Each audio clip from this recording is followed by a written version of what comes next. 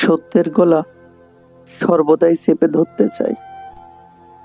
যুগ যুগ ধরে এভাবেই সত্যকে থামিয়ে রাখার চেষ্টা, কখনোই সেটা সফল হয়নি।